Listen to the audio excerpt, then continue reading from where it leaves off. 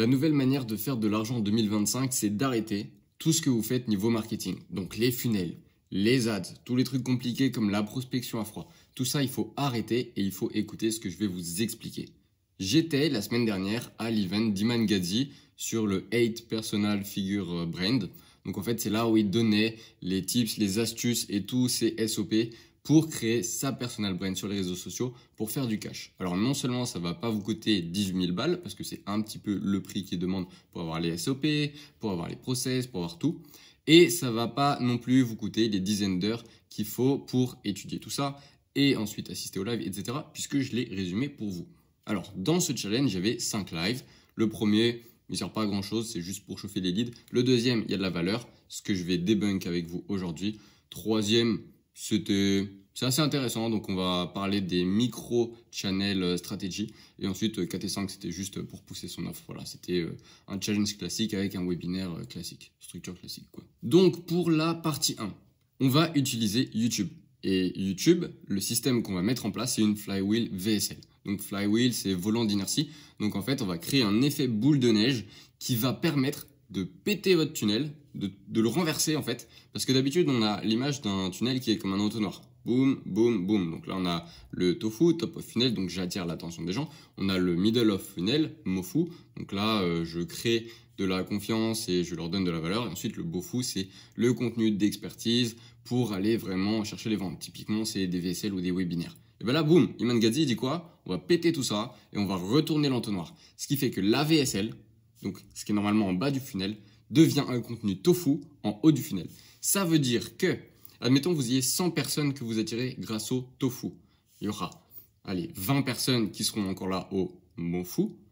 Et il y aura peut-être une personne qui va acheter via le contenu bofu. Donc en fait, vous avez un taux de conversion de 1%, ce qui est, on va dire, classique, quoi. Alors que là, si vous faites une flywheel VSL, boum, vous remontez tout ça, ce qui fait que 100% des gens vont regarder votre VSL. Donc, dans l'ancien système, il y a une personne qui regarde votre VSL. Dans le nouveau système, il y a 100 personnes qui regardent votre VSL. À votre avis, où est-ce que vous allez faire plus d'argent? Option 2, logique. Donc, on va voir comment mettre ça en place. Ce qu'il faut savoir, c'est que cette technique a permis à Iman Gadzhi de encaisser plus de 100 millions grâce à l'infoproduit. 95% du trafic venait de cette stratégie et donc les 5% restants, c'était de l'ads sur du cold traffic, donc du trafic froid. Et ça lui a permis de se positionner comme top leader dans son industrie qui est l'infoproduit. La chose à bien comprendre, c'est qu'il faut se positionner là où votre audience est déjà. Le but, c'est pas de créer du trafic, c'est de channel le trafic qui est déjà existant. Donc c'est-à-dire que vous n'allez pas essayer de créer des vues, vous allez attirer les vues à vous parce que les vues, elles existent déjà. Et attention, vue, ça ne veut pas dire client. Et là, on va en parler tout de suite après, mais plus de vues n'égale pas forcément plus de clients. Et on verra pourquoi le CPM va vous permettre de faire comme une boule de cristal, savoir combien vous allez à peu près faire d'argent grâce au CPM. Donc les réseaux sociaux short en général, donc TikTok, Insta et YouTube short, on va pas vraiment en parler puisque ça, c'est le carburant qui va permettre de driver un peu plus de trafic vers la flywheel VSL, mais on va vraiment focus sur YouTube. La chose à comprendre sur YouTube, c'est qu'il y a deux sources de trafic, le trafic par les recherches et le trafic par les recommandations. Ce qu'il faut également savoir, c'est que YouTube, qui est détenu par Google, est le deuxième plus gros moteur de recherche au monde. C'est-à-dire que quand vous allez chercher une solution, est-ce que vous allez sur TikTok, est-ce que vous allez sur Insta? Non, pas vraiment. Si vous avez besoin d'avoir une réponse à votre question, vous allez soit sur Google, soit sur YouTube. Donc YouTube est un moteur de recherche. Donc première source de trafic, les recherches. Deuxième source de trafic sur YouTube, c'est les recommandations. Si le contenu est bon, YouTube va le recommander parce que le but de YouTube, c'est de faire rester les gens sur la plateforme. Et donc YouTube optimise ses vidéos et surtout l'analyse des data par rapport à deux métriques qui sont le CTR et le watch time. Donc CTR, c'est le taux de clic, combien de gens vont cliquer sur la miniature. Et la rétention, le watch time, c'est combien de gens restent sur votre vidéo et donc il calcule le pourcentage de gens qui restent sur la vidéo. Voilà. Ça marchait avant. Maintenant, ce qu'ils ont vu, c'est que comme il y avait du clickbait, donc des miniatures qui étaient un truc de dingue, il y avait un CTR qui était très élevé. Sauf que dès que les gens ils cliquaient sur la vidéo, ils voyaient que la miniature n'avait aucun lien avec la vidéo. Donc du coup, ils partaient. Donc ça, c'était l'ancienne manière de faire des vidéos. Donc en fait, c'était du putaclic. C'est comme ça qu'on appelle en français. Donc maintenant, YouTube, il optimise sur quoi? sur le CTR qui est lié au watch time et donc à la durée de visionnage, session de visionnage. Donc en fait, il faut que votre CTR, il amène à un watch time qui est important. C'est pour ça que quand vous avez vos analytics sur YouTube, quand vous faites de l'A/B testing sur YouTube sur les 3 miniatures ou 2 miniatures comme vous voulez, vous n'avez pas le CTR. Vous avez le pourcentage de gens qui ont regardé la vidéo en cliquant sur la miniature A, B ou C. Et donc, ce que YouTube optimise, c'est combien de gens restent sur la vidéo par rapport à la miniature sur laquelle ils ont cliqué. Est-ce que les gens restent plus sur la vidéo quand ils ont cliqué sur la miniature A, B ou C? Et c'est pour ça que c'est important de faire des miniatures qui sont en lien avec le sujet de votre vidéo. Sinon, vous allez passer pour un scam. Et donc, les gens vont cliquer, ils vont directement repartir de la vidéo parce que c'est pas du tout la promesse que vous aviez fait dans la miniature ou le titre. Et donc, ça va juste avoir un impact négatif sur votre chaîne. Donc, faut pas le faire. Faut être honnête, hein, voilà. Donc, maintenant qu'on sait quelles sont les métriques qu'il faut optimiser, donc la session de watch time par rapport à la miniature sur laquelle les gens ont cliqué, et qu'il y a 2 sources de trafic qui sont les recherches et les recommandations, comment on va faire pour utiliser ces données pour faire de l'argent avec? Eh bien, très simple. 1, vous allez savoir quel est votre avatar client et 2, quelles sont les questions qui se posent. Et donc, pour channel le trafic, donc pour rediriger le trafic, attirer le trafic qui existe déjà vers vous, qu'est-ce que vous allez faire à partir de ces informations-là? C'est juste lister les points de douleur de votre avatar client, lister les questions qu'il se pose et répondre à ces douleurs et ces questions en vidéo. Donc comme ça, vous ne créez pas du trafic, vous attirez juste les gens vers votre vidéo, puisque quand les gens se disent comment faire plus d'argent sur Internet, eh ben là, vous allez créer une vidéo qui dit « Je débunk tous les business models pour faire de l'argent sur Internet ». Voilà. Et donc en fait, vous avez répondu à leurs questions. Et donc là, vous dirigez le trafic vers vous. Ensuite, sur votre vidéo, il va falloir faire 2 choses. 1, montrer que votre solution est la meilleure. Mais ça suffit pas. Parce que l'exemple que donnait Iman Gadzhi, c'est quoi? Si vous voulez être millionnaire, je vais vous montrer qu'on peut être millionnaire de manière très très simple grâce à la physique quantique. Et donc là, les gens ils vont se dire, ok, c'est sûr, maintenant je suis convaincu qu'on peut être riche, très très riche grâce à la physique quantique. Mais est-ce que ça veut dire que tout le monde peut faire de la physique quantique? Non, pas du tout. Donc la deuxième partie de votre vidéo, c'est 1, je montre que ma solution est la meilleure. 2, je te montre que ma solution, tu peux arriver à la faire fonctionner, elle va marcher pour toi. Donc dans l'exemple de la physique quantique, c'était un mauvais exemple parce que tout le monde est convaincu que la solution être un physicien quantique pour gagner de l'argent, c'est très bien, mais peu de gens arriveront à être physicien quantique. Donc ça marche pas. Donc ce qu'il faut faire, c'est montrer que votre solution est bonne, est la meilleure et montrer également que les gens vont pouvoir le faire, y arriver. Voilà, tout simplement. Donc maintenant, les 2 types de vidéos qu'il faut faire, c'est 1, des feeders vidéo et 2, une flywheel VSL. Donc la flywheel VSL, on a brièvement parlé au début de la vidéo, mais en gros, ça va être votre VSL ou votre webinar que vous allez mettre sur YouTube, qui va être maintenant en top of funnel et qui va permettre de driver des ventes. On en reparlera aussi plus tard. Et pour ramener du trafic vers cette flywheel VSL, pour créer un effet boule de neige, il faut des vidéos feeders. Donc les vidéos feeders, c'est ce qui va permettre d'attirer les gens sur votre chaîne, de leur donner de la valeur, leur dire et leur faire comprendre que « Hey, regarde, je suis la bonne personne qui va t'aider à atteindre ton objectif ».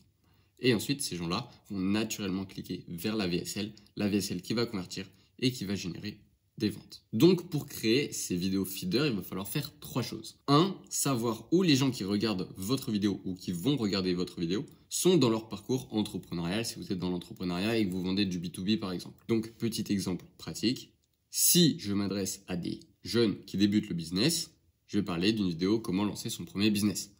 Par contre, comme moi je m'adresse à des entreprises qui sont déjà bien implantés ou des entrepreneurs qui sont bien implantés, je vais aller sur des trucs qui sont un peu plus techniques, comme par exemple comment utiliser cette fonctionnalité d'Instagram pour faire x2 sur votre taux de conversion. Ça, c'est beaucoup plus ciblé pour mon avatar client et mon avatar client a justement besoin de cette réponse-là. Donc, je vais channel le trafic, donc leurs questions vers ma vidéo. Ensuite, ils vont se qualifier, ils vont aller regarder la flywheel VSL et ensuite, juste ça va faire des ventes, quoi. Alors, petit disclaimer, si vous regardez ma chaîne YouTube et vous l'analysez un petit peu, vous allez voir que j'ai pas mis en place un système flywheel VSL. Pourquoi? Très simplement, parce que pour l'instant, ma chaîne YouTube, elle me sert de portfolio. Ça close très bien pour le moment et surtout, j'ai pas l'intention de faire une offre mass market tout de suite. Donc, juste, je mets pas de flywheel VSL. Je travaille avec très peu de clients qui sont très qualifiés, qui sont exactement les personnes que je peux aider. Et surtout, il y a beaucoup d'effets de levier plus tard, juste parce que il y a beaucoup de débouchés, quoi. Donc, c'est pour ça que je mets pas en place une flywheel VSL. Mais une flywheel VSL va vous permettre de générer de l'argent, entre guillemets, en automatique. Parce que, juste, l'effet boule de neige, grâce aux feeders qui vont vers la flywheel VSL, vont vous permettre de faire pas mal de cash. Voilà. Donc maintenant, deuxième point sur les 3 points qu'il faut mettre en place pour faire des feeders vidéo, c'est créer du contenu avec du potentiel de croissance. C'est-à-dire avoir des sujets qui sont mainstream, mais qui apportent quand même de la valeur sur l'écosystème dans lequel vous vous situez. Exemple avec Iman Gadzhi, il disait « Ces 2 livres m'ont rendu millionnaire ». Donc là, c'est un sujet qui est très mainstream, qui est quand même dans le domaine de l'entrepreneuriat, et c'est surtout des questions que l'avatar client d'Iman Gadzhi se pose. Quels sont les livres qui vont me permettre de devenir millionnaire? Donc, il attire et channel ce trafic vers ses vidéos. Les gens se disent « Ok, il faut que je lise ce livre et ce livre pour devenir millionnaire ». Sauf que, évidemment, lire des livres, ça va pas suffire. Donc maintenant, ils vont aller chercher quelles sont les habitudes qui vont me permettre de devenir millionnaire. Donc là, encore une fois, comme par magie, il y a une vidéo d'Iman Gadzhi. Et ensuite, quand ils ont ces 2 datas, donc les habitudes et les livres à lire, ils vont se dire « Ok, maintenant, je lance quel business ?» Et c'est là que la flywheel VSL d'Iman, elle, se place. C'est juste au moment où les gens sont prêts à passer à l'action, mais ne savent pas quoi faire. Et bien là, Iman, il va faire quoi? Il va faire 2 choses. Le business 1, il est nul. Le business 2, il est nul. Le business 3, il est nul. Et si jamais on avait un business idéal qui pouvait faire ça, ça et ça, et ça, ça et ça, c'est super. Est-ce que tu le ferais? Oui. Ça tombe bien, j'ai ce business idéal. Clique sur le lien et achète. Voilà. En gros, c'est ça la flywheel VSL. Et donc, comme les gens ont été nurturés, on leur a apporté de la valeur dans les feeders, ils sont déjà en confiance avec Iman. Quand Iman, il va dire ce business, c'est impossible pour toi, tu vas te cracher, le fais pas, les gens disent ok. Et en plus, comme dans les feeders, ils ont reçu de la valeur, ils disent ok, Iman, il sait de quoi il parle. Et quand il propose son offre, comme les gens sont déjà en confiance grâce au feeder et grâce au fait que Iman a dit non, fais pas ça, parce que sinon tu vas te cracher, là les gens ils achètent plus facilement. Et surtout en automatique, puisqu'il y a un effet boule de neige, puisque c'est YouTube, puisque ça ne repose pas sur des appels de closing ou sur créer des nouvelles ads ou alors réparer des nouveaux funnels, etc. Donc ça c'est un très bon système.